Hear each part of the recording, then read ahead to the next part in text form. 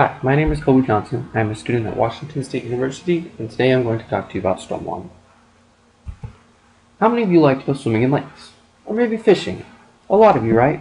Well, what if I told you that according to the EPA, half of the water bodies tested in the US are polluted and could lead to rashes, vomiting, or even diarrhea? That means that a lake or river you may have recently visited was most likely polluted. All of you enjoy and want clean water to drink and to swim in. Nobody wants to get rashes, diarrhea, or even a third eye. Sounds a bit extreme, but I think you can understand my point and why this is very important to you.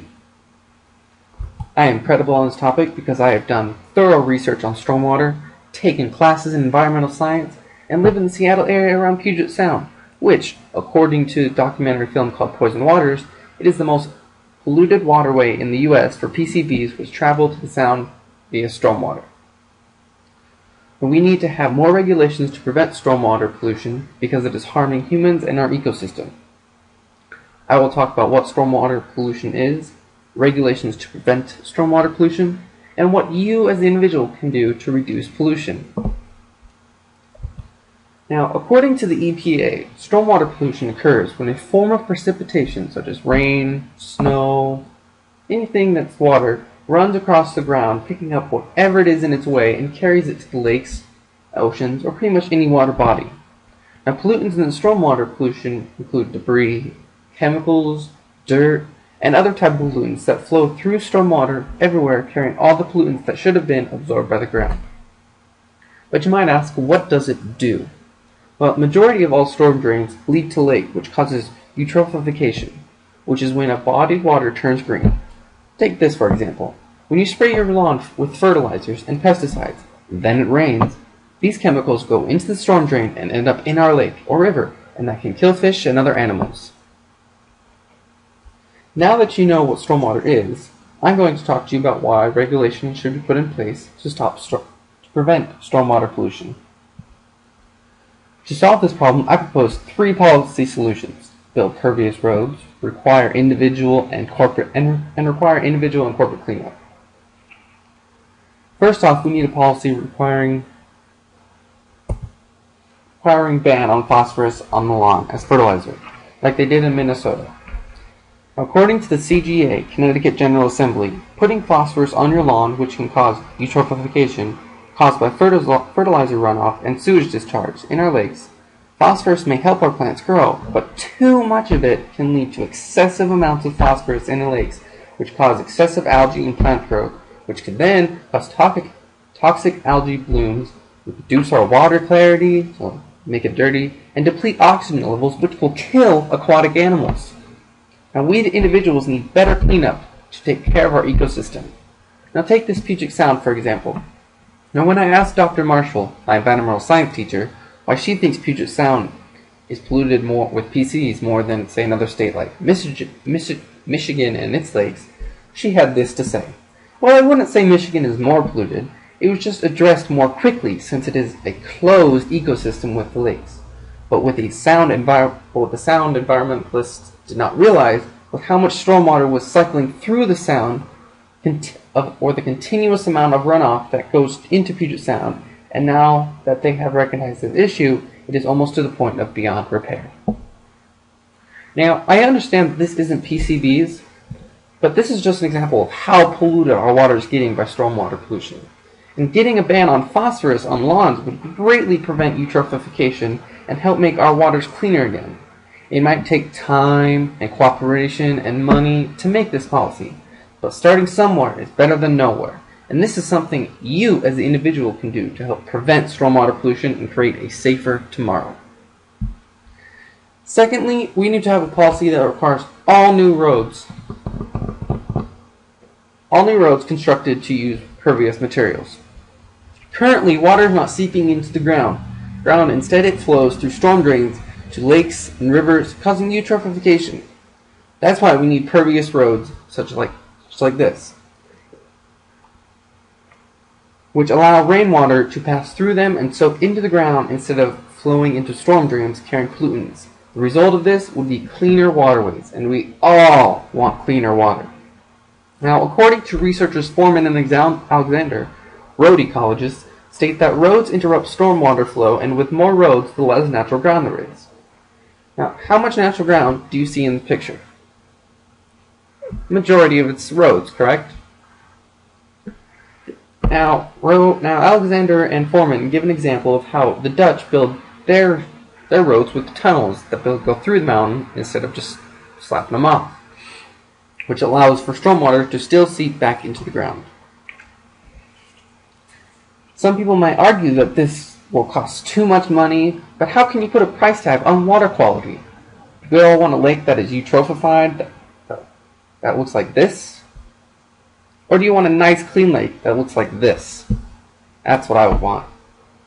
Now, a solution to helping this process would be to use lottery to fund these projects, similar to how Minnesota uses lottery to fund state parks. And lastly, we need to require major industrial corporations to clean up all toxic pollutants, like PCBs, to safe standards. But you might be asking, what are PCBs?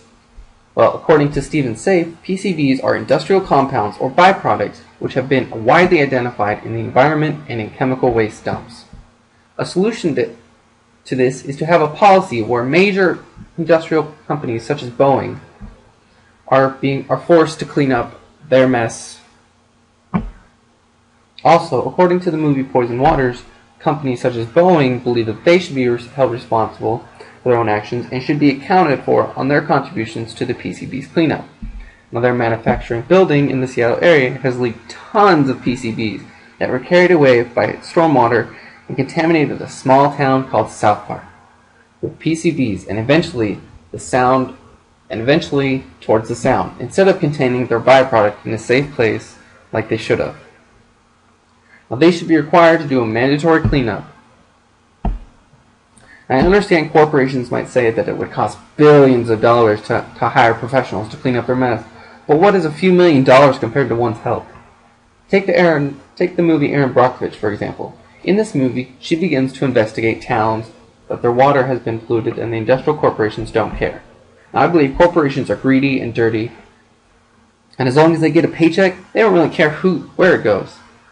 But we need to protect our communities from greedy corporations by implementing the suggested corporation cleanup policy. This policy will ensure a safe and healthier water supply for everybody. Now, I've told you why policies should be implemented, but how can you help? You can help to get these policies passed by contacting your representative, or working with your local government, or joining an advocacy group. Now, first off, you need to call or email your local representative to tell them your issue or complaint or idea. Here is a website where you can get your representative contact information: www.housegovs.gov. Second, you can participate in your local government discussions concerning stormwater pollution, such as citizen advisory boards, like the Savannah River Site's Citizens Advisory Board. Thirdly, join organizations that advocate for stormwater pollution prevention, as there is power in numbers. One organization working on this issue is the National Association of Flood and Stormwater Management Agency. They are a group dedicated to help prevent pollution and help manage and keep the water clean. If you want to help out like they do, go to their website, www.nafsma.org. Now, each of you can do your individual duty to help keep our water clean. Everybody enjoys clean water. Nobody wants polluted water. Water is a very valuable thing in our world, and it's taken for granted. Without water, we would not be able to live on this glorious planet. So if water is being polluted, it makes us not be able to drink it and probably eventually die. Now, I decided to ask the stormwater pollution communication expert, Ellie Tiffina, what is the best way to help your community is. She said, go to your local city or county offices and ask what you can do to help reduce stormwater pollution in your community. They will likely offer many options for you, such as monitoring your local lake or river, helping with cleanups, or stenciling storm drains.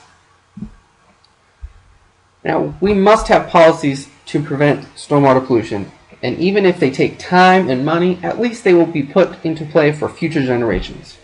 I talked about stormwater pollution, what stormwater pollution is, and how it was caused. some regulations that need to be implemented, and to prevent stormwater pollution, and how you can help prevent it as well. Now, the next time you're out swimming or fishing, think about how clean this water is really. Do you want to swim in this? Or would you rather swim in this nice clean water? Do you want to fish in this water? Or would you rather fish in this nice clean lake with everybody? We all want clean water, so go out there and make a change for better water quality.